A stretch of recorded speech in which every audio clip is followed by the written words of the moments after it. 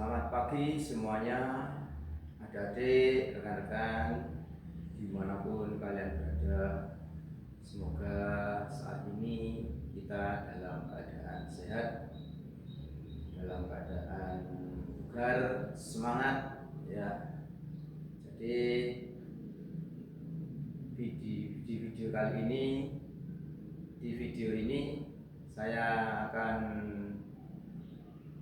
menyampaikan ya informasi atau pengetahuan tentang mesin-mesin berakas yang ada di SMK Pembangunan, ya, khususnya mesin yang di samping saya ini. Jadi ini mesin-mesin agak lama ya, mesin namanya Borfresh ya, atau drilling mesin ya. Jadi mesin ini fungsinya digunakan untuk membuat lubang ya. Jadi perlu diketahui rekan-rekan semua adik ya. Jadi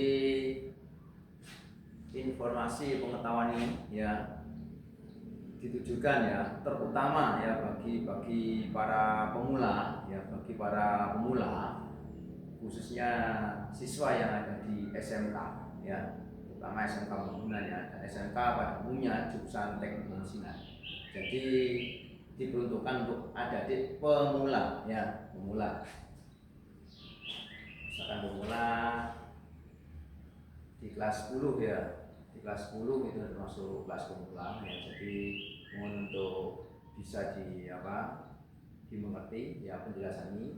Kenapa kok yang saya review itu mesin yang lama, mesin yang mungkin agak usang ya. Jadi buat pembelajaran ini tidak berpengaruh ya. Intinya apa? Intinya itu nanti adik-adik bisa mengoperasikan ya, bisa menjalankan ya mesin-mesin yang ada di SMK ya, mesin-mesin yang tadi di workshop ya. Fungsinya nanti adik-adik pada saat keluar dari SMK, sudah lulus di SMK, adik mempunyai pengetahuan, keterampilan ya.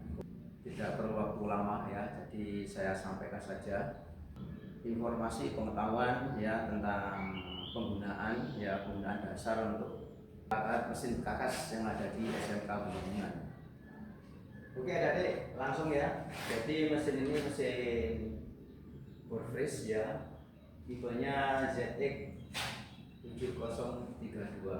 Jadi ini sebuah mesin berakas yang digunakan untuk membuat lubang pada bagian-bagian material ya, besi yang kita butuhkan ya. Langsung aja ya. Jadi ini ada bagian-bagian tersendiri ya, ada meja ya, ada tempat untuk tool ya, Jadi mesin ini mesin agak sebagian sedikit ya.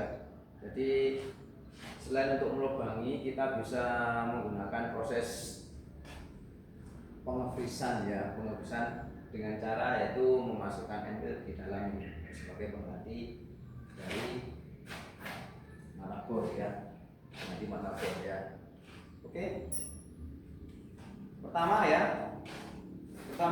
di bagian atas ya, di bagian atas ini ya, ini disangga oleh tiang ya, tiang ini ya. Bagian atas ini ada beberapa tuas ya yang kita pergunakan dalam pengoperasian ya. Yang pertama yaitu tuas untuk memutar ya, tuas untuk memutar ini ya. Ya, untuk memutar ini ada tuas besar ya, ada tuas besar, ada yang tuas pengunci, ini untuk mengunci agar dia tidak bisa bergerak ya. Ada tuas untuk menjalankan ya, ini untuk menjalankan. Nah, jadi untuk menjalankannya ada dua, ada satu ini, yang ini untuk besar ya, menjalankan ya ini, menjalankan untuk naik ke bawah ya. Apabila menggunakan kunci yang ini kita kunci dulu. Nah, ini tidak bergerak, lalu kita menggunakan bagian yang kecil. Nah, oke, tuas sudah. Yang kedua yaitu ada tombol ini. Di sini ada tombol on off untuk menjalankan mesin tersebut ya. Yang ketiga, ada poros ya, dia bisa naik dan dia bisa turun. Ya. Poros ini memegang alat pisau. Alat atau pisau yang di dalam apa isinya bisa digunakan batagor ya. Tentunya kita masukkan konversi ya. Jadi ukuran diameter maksimal dari mesin ini adalah 12 ya. Di atasnya 12 tidak bisa ya. Kita masukkan ke dalam konversi ya, batagor ya. Kemudian kita kunci ya. Kita kunci ya. Ini fungsi dari poros ya, poros yang naik turun ini ya. Itu fungsinya. Oke. Nah, cara menggunakannya setelah kita memasukkan tools di sini ya. Setelah kita masukkan bahan atau batagor ya di dalam sini. Nah, kita kunci. Nah, supaya apa? Supaya tidak bergerak. Nah, ini tidak bergerak ya. Oke, baru kita bisa menggunakan ini ya, sedikit demi sedikit ya. Nah, ya. Oke, sedikit demi sedikit. Nah, itu cara untuk menggunakannya ya. Oke, jangan lupa tentunya pada saat kita menggunakan membutuhkan ukuran. Kita menggunakan ukuran ini fungsinya untuk apa? Fungsinya yaitu untuk melihat kedalaman ya. Jadi kalau kita misalkan mau menebangi sesuatu benda kerja ya, kita lihat ukurannya kedalamannya itu berapa. Oke, penjelasan yang atas sudah sampai ini konteksnya ya. Satu hal lagi ya, apabila benda kerja besar atau benda kerja kecil ini sudah tidak bisa menjangkau, kita bisa menggunakan alat lagi, kunci ya. Jadi ini bisa dibuka. Ini ada dua kunci ini untuk apa fungsinya? Fungsinya adalah untuk menggerakkan ini ya, menggerakkan poros besar ya, poros untuk memangku sekaligus untuk menggerakkan semua bagian mesin yang paling atas. Contoh misalkan benda kerjanya besar, otomatis ini akan naik ya, otomatis akan naik ya. Kita buka kunci ini ya, ini kunci dua-dua ya, kemudian kita tuas ya, kita sesuaikan dengan ketinggian benda kerja yang kita butuhkan. Oke, sudah selesai untuk bagian ini ya. Bagian atas lagi ini adalah untuk menggerakkan ya. Ini di sini ada fan belt ya, ada fan belt ya. Fan belt itu untuk menggerakkan ya. Jadi fan belt digerak oleh ini ada motoran ya, motoran dihubungkan oleh arus listrik ya. Jadi itu yang bisa saya sampaikan ya. Yang pertama bagian atas. Oke, sekarang untuk yang bagian bawah.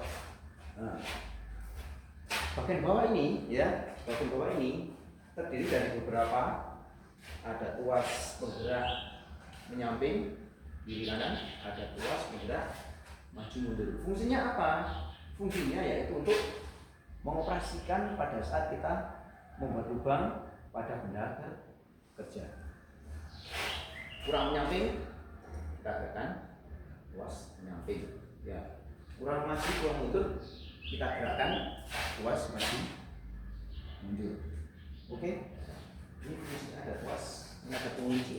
Nah, pengunci ini digunakan pada saat kita setting awal benda kerja sudah tepat pada sasaran yang kita tentukan, kita kunci biar tidak bergerak. Bagian selanjutnya adalah ada meja.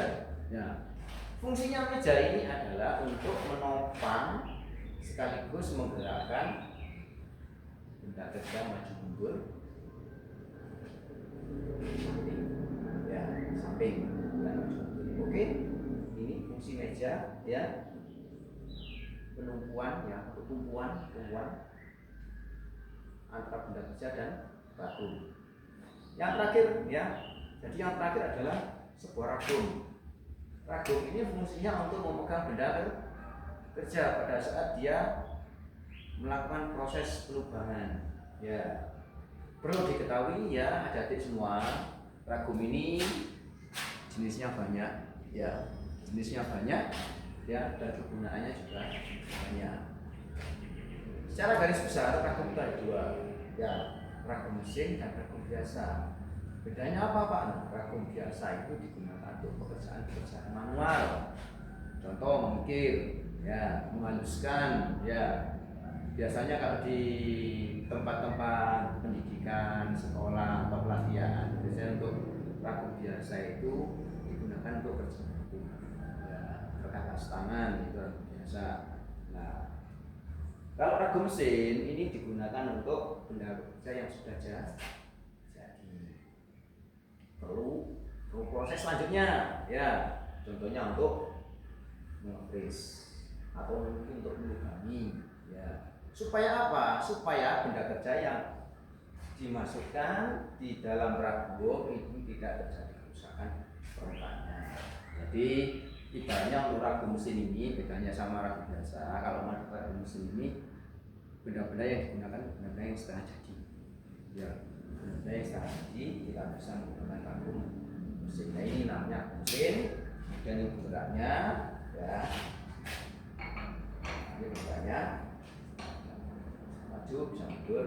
Oke, ini mungkin dari adik-adik bertanya, Pak, pengeboran itu biasanya dilakukan pada benda kerja yang bentuk persegi. Oke, saya jawab. Pertanyaan apa? Pertanyaannya, kalau misalkan menggunakan benda bulat atau polos, bisa nggak Pak? Saya jawab, bisa. Kenapa seperti itu? Ya, karena pada saat kita meragum, ya, pada saat kita mengebor mungkin ya, jadi ragum ini bisa diganti. Nah, ragum ini digunakan untuk benda kerja yang persegi, yang kotak ya. Jadi untuk misalkan kalau benda kerjanya bulat, berbentuk poros, kita ganti ragumnya. Menggunakan apa? Menggunakan dividing head ya, atau mungkin kepala pembagi ya. Jadi ini ada alat lagi di tambahan sebagai ganti untuk ragum ya, dividing head ya. Jadi dividing itu mengerjakan benda-benda bulat ini. Jadi di situ ada cekamnya ya. Contohnya gambarnya seperti ini. Kalau misalkan kita melubang ini, misalkan ya, melubang ini ya, melubang ini kita masukkan ke dalam cekam, ada cekamnya. Contohnya seperti ini ya. Nanti kita. Baik adik-adik, jadi ini contoh kepala pembagi atau dividing head ya. Jadi ini digunakan untuk mengerjakan benda-benda poros yang perlu di freeze ya. Contohnya seperti ini. Oke, dan dulu ya informasi dari saya, pengetahuan dari saya, review saya tentang bore freeze ya. Jadi ini saya tunjukkan bore freeze yang lama ya. Jadi untuk adik-adik yang melakukan proses awal, proses belajar, jadi tidak perlu mesin bagus, tidak perlu mesin yang canggih ya. Jadi ibaratnya adik-adik belajar yang penting bisa. Jadi saya kasih penjelasan tentang yang mesin lama. Untuk yang mesin baru ya, di pinggir kita juga ada ya. Jadi nanti mari kita tunjukkan yang baru ya. Oke. Jadi, ya ini contohnya ya. Contoh mesin dari bore freeze ya. Jadi ini aja dulu ya review saya, pengetahuan saya buat adik-adik pemula khususnya ya, yang belum tahu sama sekali tentang mesin perkakas untuk mesin giling atau mesin bor. Kalau di bahasa tekniknya kita nyebutnya ini adalah mesin bore freeze. Terima kasih untuk semua penonton, semua pemirsa ya. Demikian dulu video saya untuk kali ini ya, semoga bermanfaat untuk kita semua, terutama ada di pemula ya. Selamat siang, selamat berjumpa lagi ya di video-video berikutnya. Selamat siang.